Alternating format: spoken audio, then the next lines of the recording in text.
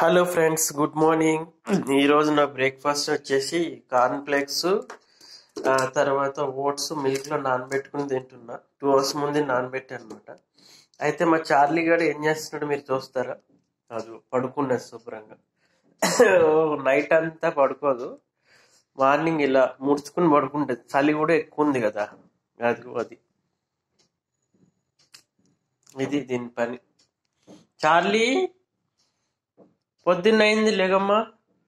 Charlie, లేగవా? లేవదంట. అది ఇట్లా పడుకుంది చూడండి. అది మార్నింగ్ అయింది, ఇంకా పడుకున్నాం. అట్లా పడుకుంటుంది. నైట్ మొత్తం తిరుగుతుంది, అటు ఇటు ఇటు డ్యాన్స్లు వేస్తుంది, మంచిగా ఎక్కుతుంది మంచం.